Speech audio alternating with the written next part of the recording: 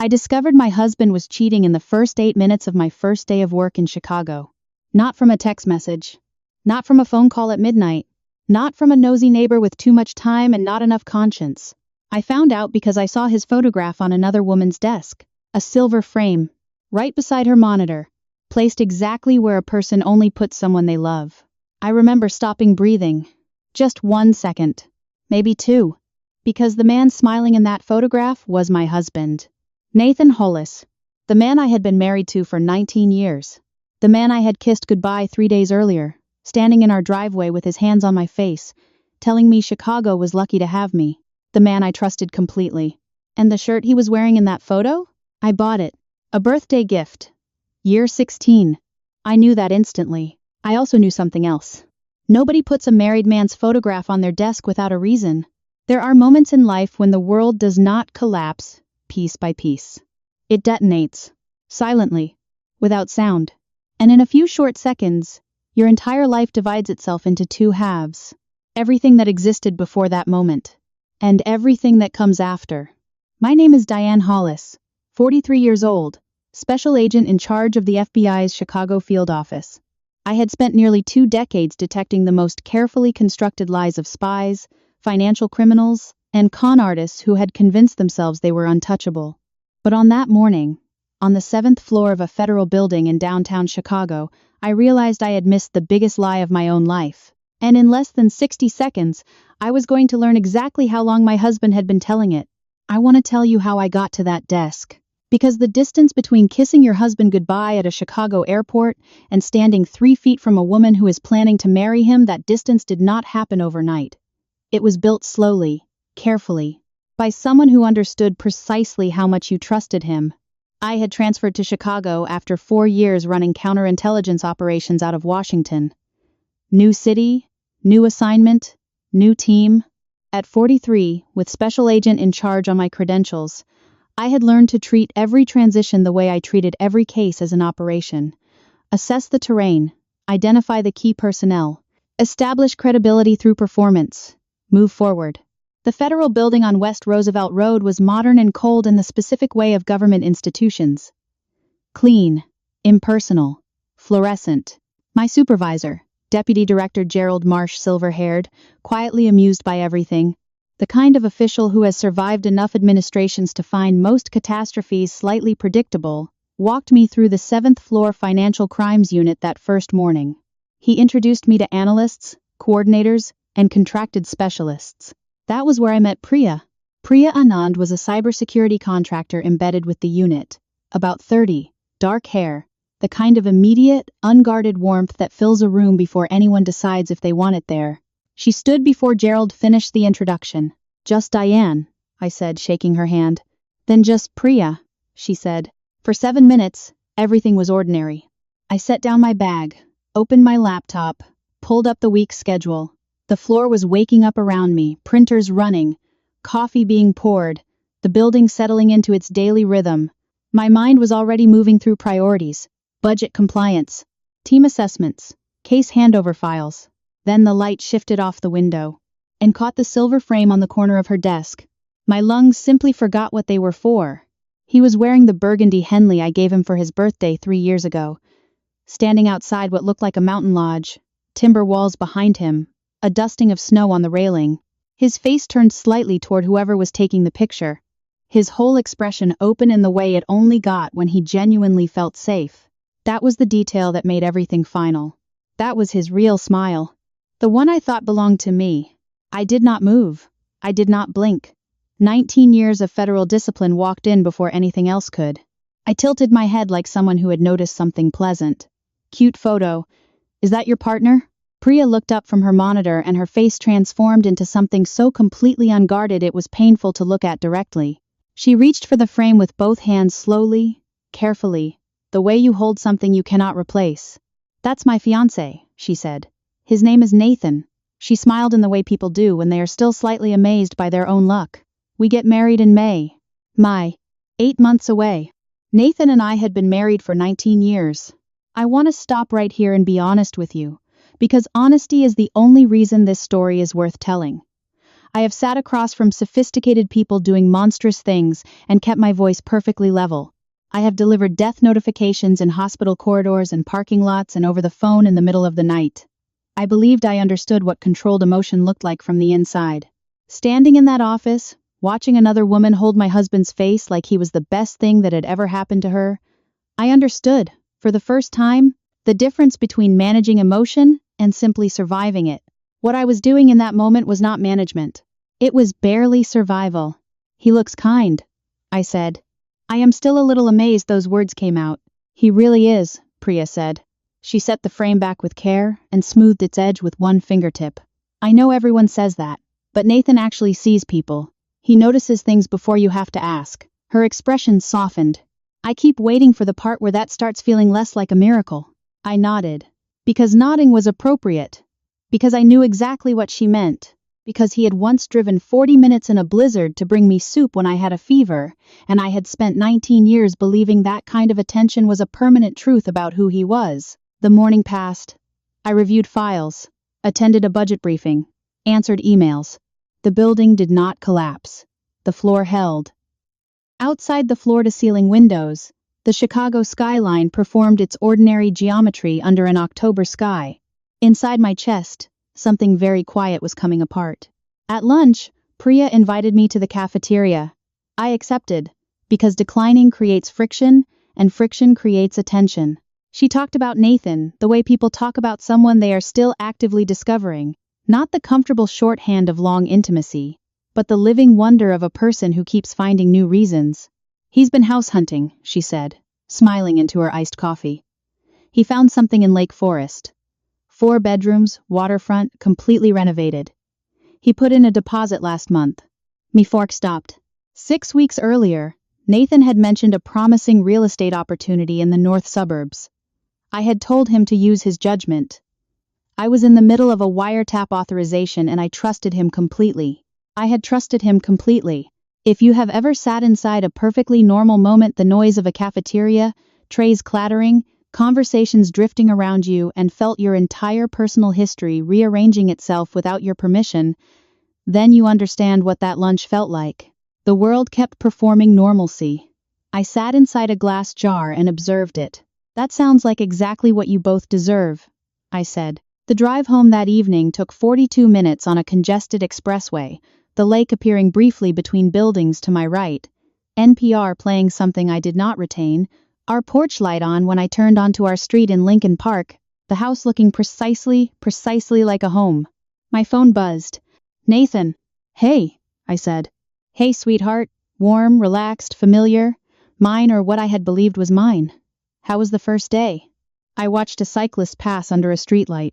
A lot to take in. "I knew they'd love you immediately. Will you be home for dinner?" A pause. Small. Almost nothing. Barely a beat of extra air between the question and the answer. But I was listening for it now. "Late call with a Zurich contact," he said. "Don't wait up." "Of course," I said. "Drive safe." "I love you, Di." That was the line that broke something open. Not the lies. Not the pauses. The complete and seamless ease of it. "Love you too," I said. That night, with the house to myself, I opened my laptop at the kitchen island and typed Priya Anand into the search bar. I told myself it was professional habit. That was the clinical word I used. Her profiles appeared within seconds, more open than she probably realized, in the way of someone who assumes only friends are watching. I found him within 8 minutes. A hand on a wine glass, a wrist wearing the longines I gave Nathan when he made partner. A caption from 14 months ago, celebrating the best thing that ever happened to me. No name, no tag. But the watch face was unmistakable. I kept scrolling. Denver in February, the weekend. Nathan told me about an emergency client presentation. Cabo in April when the conference moved locations. A Riverwalk restaurant in Chicago that I had mentioned wanting to try for 2 years. Each image was just carefully enough cropped to protect him.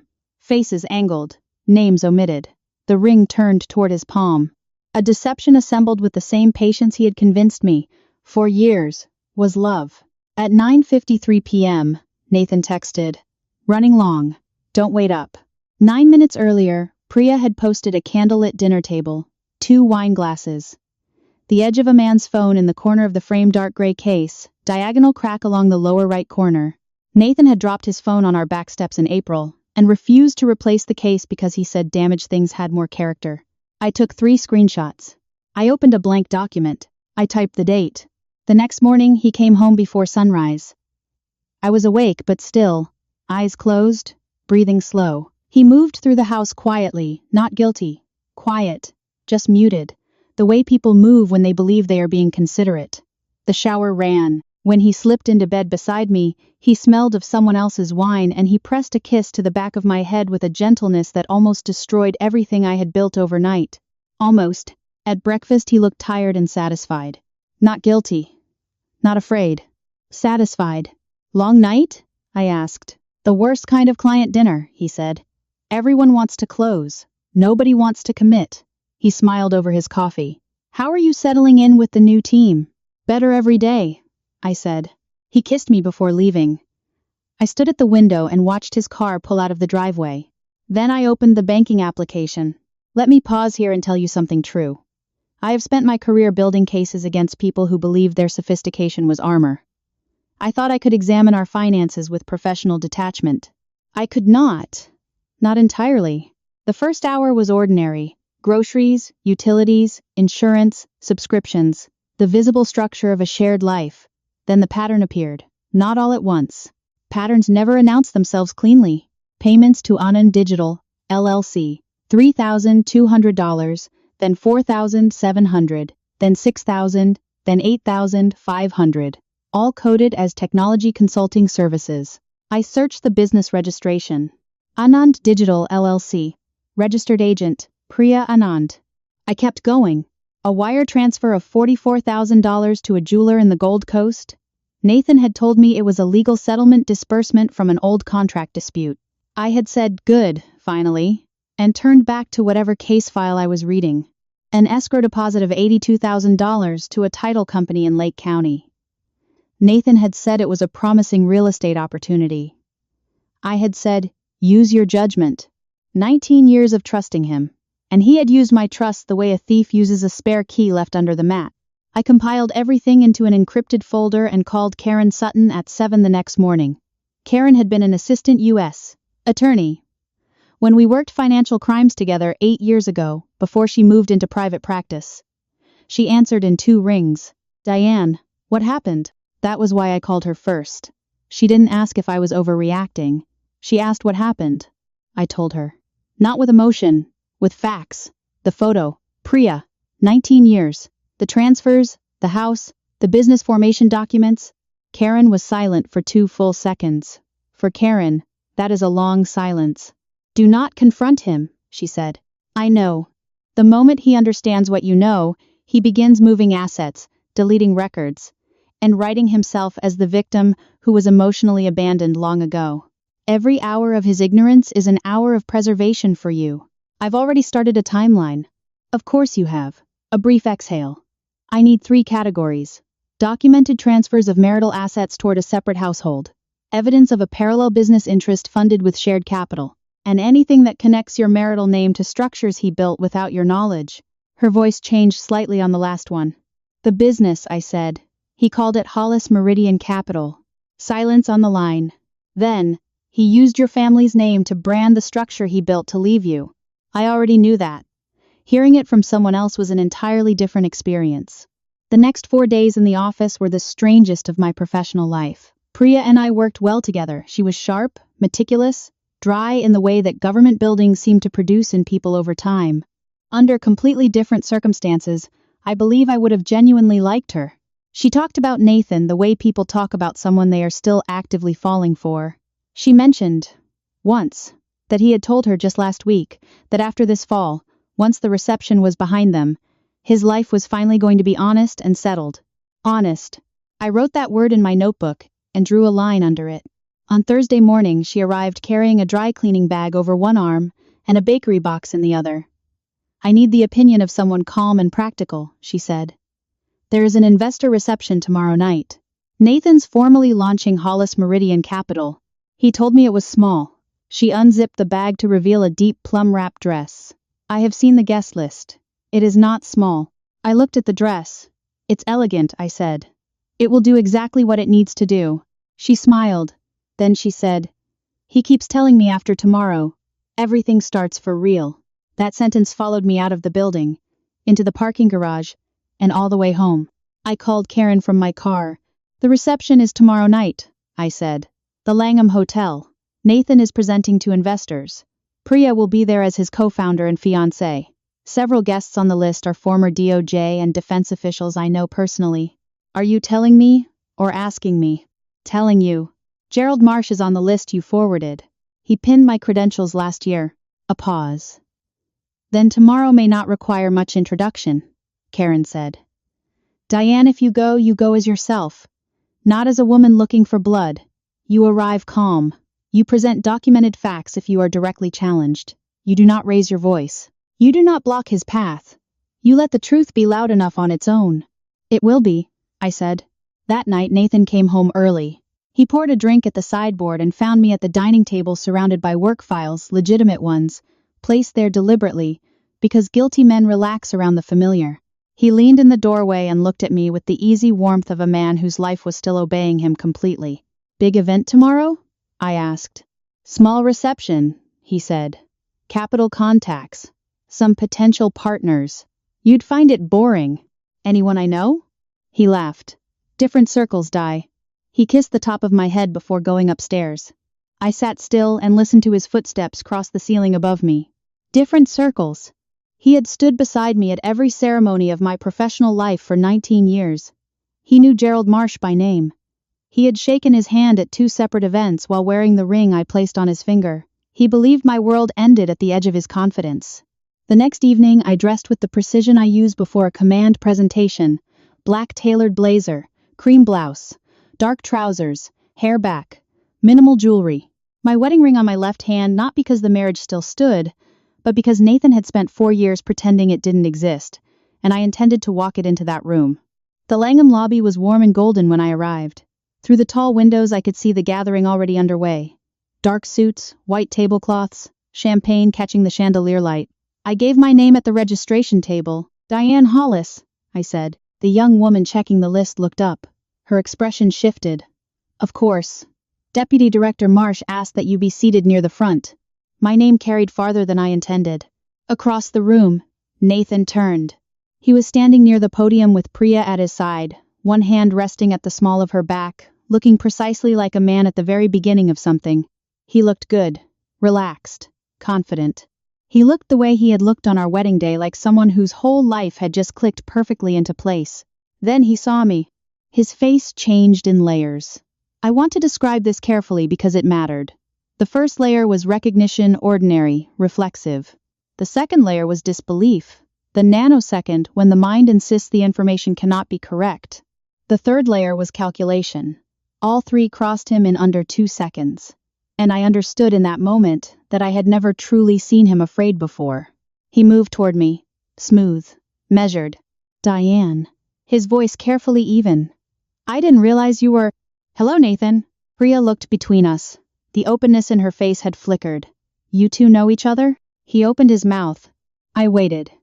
I have done this in interrogation rooms, in depositions, in the long silences before someone finally chooses the truth over the version of events they prepared. I know exactly what a man looks like when he is deciding which story might still save him. He chose the prepared one. "Diane and I have professional overlap," he said. "Federal circles. We've crossed paths." Crossed paths. 19 years. Every Christmas morning. His mother's funeral. Every midnight call from a field office in another city. Pressing the phone to my ear just to hear his voice. Every time I chose to trust him without verifying. Every time he used that trust to buy himself another month. 19 years of marriage reduced to professional overlap because it was the most he could afford to give me in a hotel ballroom. I looked at Priya. "I'm his wife," I said. No performance, no trembling. Just the sentence. Priya's expression did not collapse dramatically. It lost its structure the way something carefully built looks when you remove the single thing holding it upright. She took one small step backward. Nathan reached for her arm. "Priya, let me." "Don't." Her voice was very quiet. The room contracted around us. The polite pretense of non-attention dissolved. Several people nearby had gone completely still.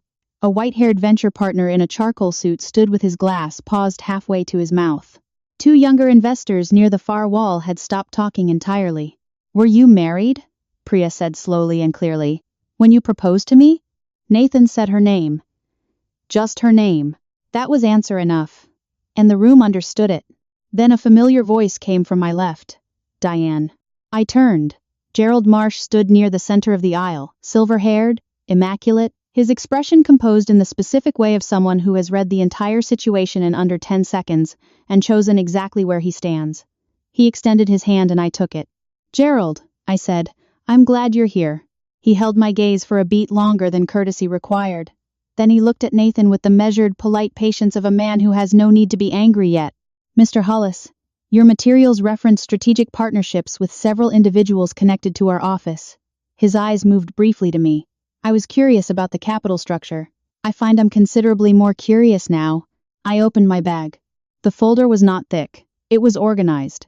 4 pages. Tabbed. Clean. The kind of documentation that does not require explanation because it explains itself completely. I handed the first page to Priya. "This is the property agreement for the Lake Forest house. Nathan's marital status is listed as single." Her hand trembled as she took it. I handed the second page to Marsh. "Formation documents for Hollis Meridian Capital. The initial capital traces to our joint investment account. I had a forensic accountant verify the transfers before tonight." Nathan moved toward me. "Diane." Marsh stepped one quiet pace into his path. "Nothing aggressive. Just present. These are wire transfers to a non-digital LLC," I continued. "Registered to Priya. These are the charges for the ring, the furniture, and the escrow deposit. All from accounts we held jointly." The venture partner in the charcoal suit set his glass on a passing server's tray. He did not take another. Across the ballroom, 2 former DOJ officials I recognized were very deliberately not looking at Nathan. "This is a private matter," Nathan said. His voice had lost all warmth. What remained was something harder and considerably less interesting. "You made it a financial matter," I said, "when you transferred marital assets to build a separate household in a private business. You made it a professional matter when you put our family's name on that business and brought it into a room full of people whose trust you were asking to purchase." Priya removed the ring. I watched her do it.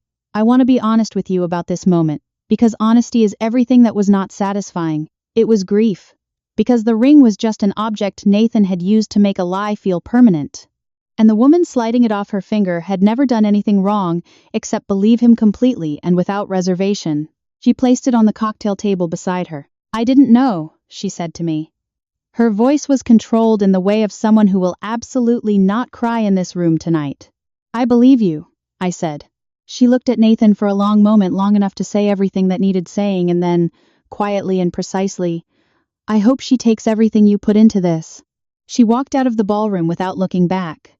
The reception dissolved after that. Not with shouting, not with broken glass, with quiet exits, withdrawn handshakes. The efficient disappearance of people who know what financial exposure looks like up close. Outside on the hotel steps, Nathan caught up to me. The Chicago night was cold off the lake. His breath made small clouds in the air. He looked older than he had 2 hours ago. "We can fix this," he said. I turned and looked at him, the way you look at something you need to see clearly one final time. "You built a second life using my trust as the foundation," I said. "You used our savings to fund the exit. You used our name to brand the door." I paused. I showed up with documentation. That was courtesy. He had nothing left. The divorce took 7 months. Not the cinematic kind, not fast, not triumphant, not dramatic. Real legal consequences move at the speed of facts being placed in organized sequence. Karen filed for emergency asset restraint within 48 hours. The accounts were frozen. The Lake Forest deal collapsed when the escrow was flagged. Hollis Meridian Capital dissolved before it ever opened. 3 of the 4 investors from that reception withdrew within a week. Priya sent me one email 4 months later. 1 paragraph. No excuses. Just a genuine apology for the part she wished she had known to avoid. I wrote back 2 words. "I know. I kept the Lincoln Park house. I recovered most of the diverted assets. I removed my name from every structure Nathan had tried to attach it to without my knowledge. People ask me sometimes if I feel like I won. I never know how to answer that honestly. What I felt, what I still feel, is not victory. Victory sounds clean, and this was not clean. It was long and paper-heavy and quiet in ways that made it harder than screaming would have been. It was 7 months of sitting in rooms under fluorescent lights while lawyers placed numbered exhibits on a table. It was every ordinary Tuesday when the house was just a house. What I felt, when it ended, was return to myself. This story taught me something I want to give to you directly. The people who exploit your trust are not always monsters. Sometimes they are people who mistook your strength for permission, who told themselves that because you were capable and disciplined and could handle difficulty, they were somehow entitled to the softer life they couldn't ask you for. Honestly, that is not an explanation. It is not a justification, but it is the truth.